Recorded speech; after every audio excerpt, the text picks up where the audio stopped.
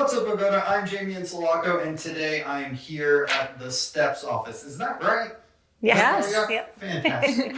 I'm not going to pretend I'm going to get through all this, so let's take it from left to right. Hello, I'm Lucy Zaragoza. I'm the preschool social worker. I'm Kathleen Molina, the supervisor of early childhood and also community and parent involvement specialist. My name is Josephine Lopez. I am the fiscal specialist for the preschool program. Well, thanks for joining me today and taking a few of my questions. My first question is, well, I mean, like, this is incredible. Like, where are we exactly? Explain to the people, like, what this is. So this is the STEPS building on Palisade Ave. I always say right by 7-Eleven, and the door is always open. So it stands for Student Transition Education and Preschool Services.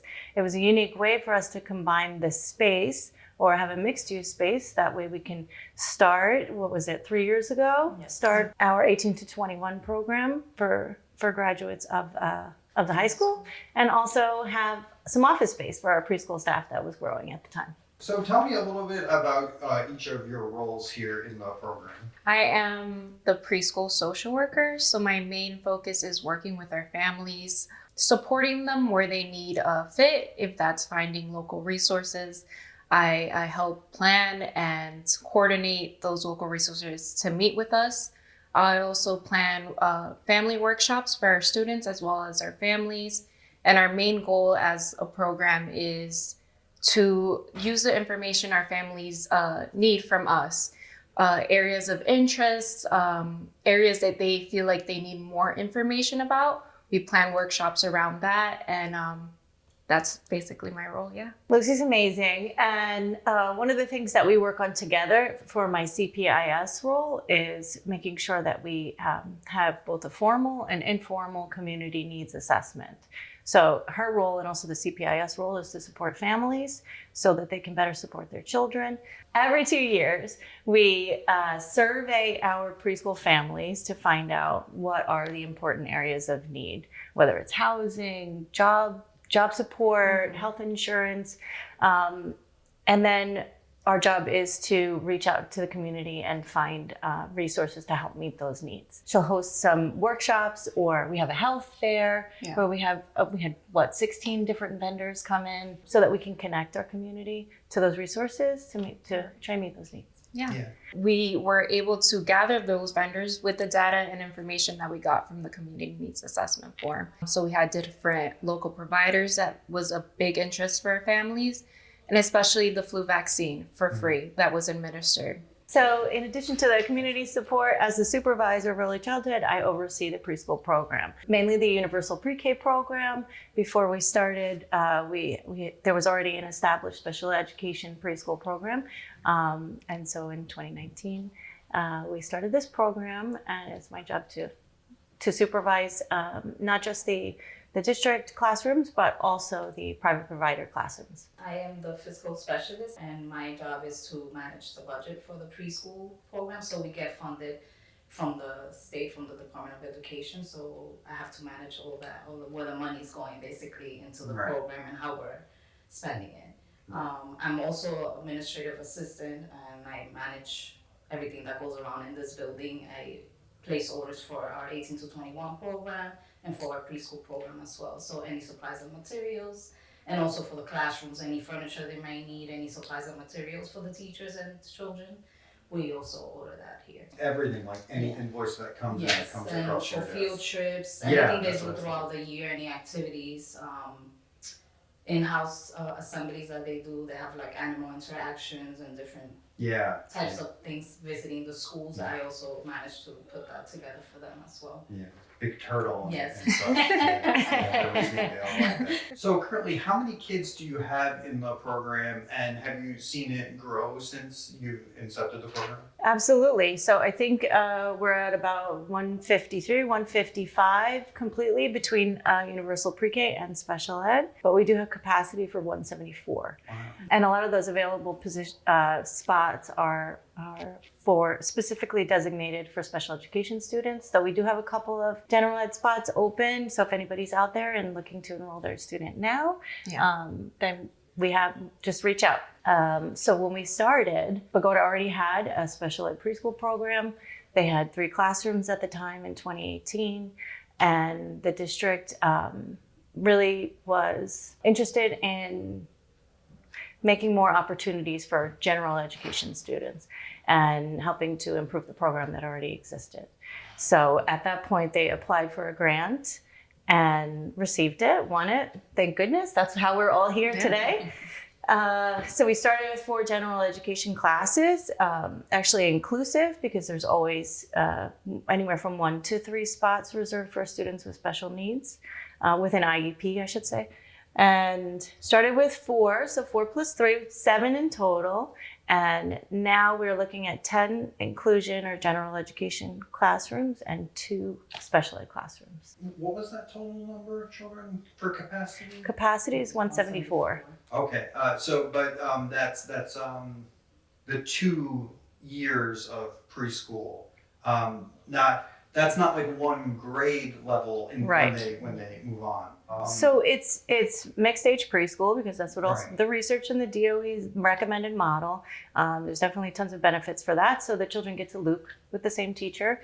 And so our goal is to meet our universe. So each year, starting in 2019, we would add 2 more classes, 1 more class, kind of gauging to see, are we really reaching all of the children that are in the community? And it's universal pre-K, because we look at our first grade numbers and double that, right? So it's the 2 years. And so if it's 100 kids, our universe is 200. And for this program, our goal is to meet at least 90% of the universe, which I believe this year we're there. Close. Yeah. That's amazing. So I'm operating off like old information. Like my sister's graduating class was one of the bigger classes. They had over 100 kids. My class was about average. We had like 84 or like 86 kids, and kids move and like whatever happens, happens. Also, the town is different now, right? Like we can probably fit more humans per square foot in town now than we could in the 90s, because we just have more housing. So then that's just going to lead to more children. Yes, you're right. Every year it depends on the size of the class. And it also depends on the data that the DOE uses. So they'll use the first grade numbers, actually not from last year, but from the year prior. So that year, I think it was in the 80s, but then, next year, the class numbers that they'll use are over 100. So it really does depend on the groups. Yeah, the mixed age thing is really neat to see in practice, because my kid is on the younger end, and there's one kid in his class who can read. Yeah. And she like reads to the other kids in like the little reading bit. Yeah. It's pretty neat. And like the big ones kind of take care of the little ones. It's pretty neat. So I got to experience a little bit of what you do firsthand when we did a speech evaluation for my son, and I kind of got to see like how that works in action. I learned a whole bunch. Oh, okay, wow, like this is a whole other thing that you guys do that I had no idea existed. Other things like speech evaluation that you guys handle. So that's actually that will fall under special ed and the child study team, the supervisor of that department. But if anybody does have concerns about their child, enrolled or not, residents of Bogota, they can call the board office and gain access to those resources. Or if your child is in the program and you have concerns of your own and you want to consider evaluation, just reach out. So if it's not a service that we provide directly in the Universal Pre-K program, we are in wonderful communication and collaboration with the special education department. So that's amazing. So you just have to live in town. You don't necessarily have to be enrolled in the program. Right. Yeah, that's right. And we want to make sure that is public knowledge, because we want our parents to have access to these resources that already exist. They may not know. So to me, the way they've reorganized the children in all the different buildings makes a lot of sense. Like if you need something for a third grader, all the third graders are, presumably like right next to each other. So they can, I assume they can just run next door. Like, oh, there's the thing, I got it. When I was a kid, there were still we were in 3 separate buildings. We had a third grade class in 3 separate buildings, and we just never met each other until one day in 6th grade they would throw us all together for a couple of hours. This makes sense to me. Like this seems like the way to do it. But more than any other program, the preschool program is kind of spread out, and I imagine like that must present a bunch of challenges for you guys. And I was curious what those were. So the redistricting actually helped us a lot. Oh, We okay. used to be in 4 locations, 10 classrooms across 4 locations, and now we're in 3. Not only that, but we had general education or UPK classes over at Steen, and we had 1 at Bixby and the special ed program, but now they're all together. And then there's that collaboration and that curriculum talk and just that team building also, so that they really do have this system in place for support. That's great. Yeah. And then we have 3 classrooms over at Bogart, and we have 4 classrooms, at Trinity. And I think that we've developed a smooth system of communication. Lucy is frequently at each of the sites. I get there as much as I can. Alexandra, who's our instructional coach and intervention specialist, is also present at each of the sites. Comes to ordering or facility inspections, things like that, then Josephine will make her way to each of the sites. But we also ensure that our teachers understand that they're part of a team as well. Under this umbrella, each school has its own culture and community, but we're all under this umbrella of preschool, Bogota Preschool. And we have our monthly meetings where they all come here to this office so that we can see each other and look each other in the eye and remember that we're all here for each other. And even though they're in 3 different buildings, nobody's like that isolated because there's at least 3 classes in each building? Yes. Yes, That's that's right. That's pretty Yeah. good. So if your child is aged for kindergarten or higher grade, they just go to their assigned building, which is not the way it works for preschool. Can you guys explain how that lottery system works and how you came up with this whole system? But registration is currently open now till March 13th, and while spots are available, registration is ongoing. But the lottery does take place only when there is more parents that pick a specific location to register their child, and then that's when the lottery takes place. Yeah, so the lottery is interesting, right? It doesn't look the same in all districts. It doesn't look the same each year. But what we do is revisit our process every single year to re-examine, is this working or what are the needs here?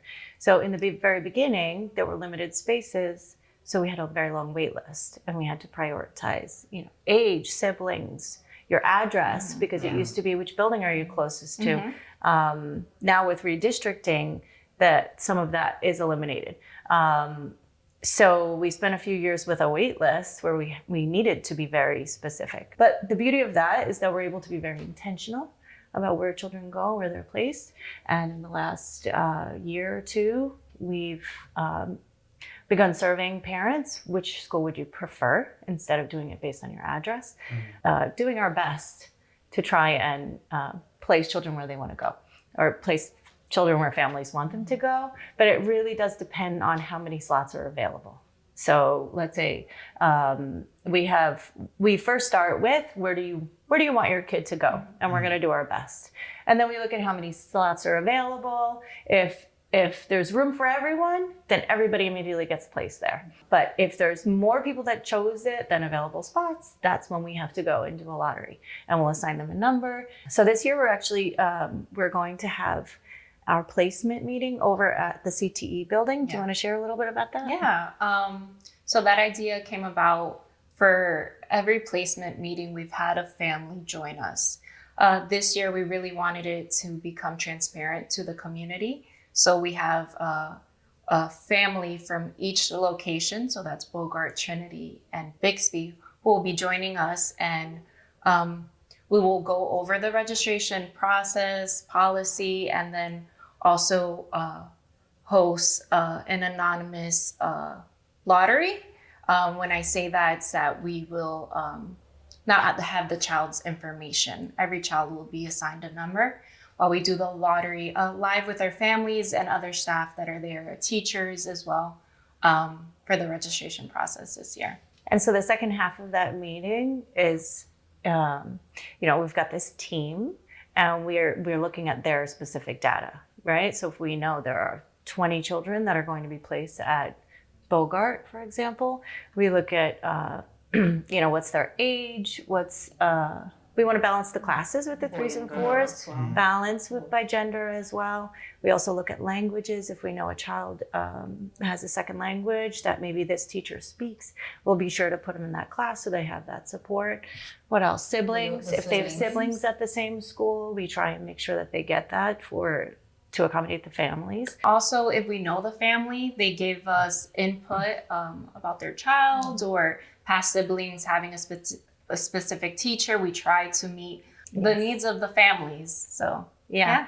And so, fun fact, when we first started this program in 2019, doing the placement for the following year, we cut up everybody's names on little pieces of paper and put little markers for what their age is and this and that. And at the board office, we stood there and literally picked up these pieces of paper. And now we're so much more advanced, but also we know our families now. And we know our program, we know our community. So we're better able to connect, so-and-so lives next to so-and-so and they're gonna walk together. Or grandma lives down the hill and there's gonna be a new baby that she's watching, so maybe we should put her over there. And it's really special. It's my, aside from the first day of school, that's my favorite day of the year. I just wanted to tell you that for our family, it's been such a relief because our son just didn't have any prior daycare experience or anything like that. So this was really the first time he was walking into this experience, and we thought that this would be a real challenge for him. And frankly, it really hasn't been. And I think part of that is because you guys have been doing this for a few years, and the other part of it is just how well you're doing it. And we couldn't be happier, and we're just so happy that he's right here in town, and it's all working out great. So from my family to all of you, thank you very much. Thank you. Thanks for joining me today and answering my questions. Sure. Thank you, Jamie. Thank you. Thanks, everyone.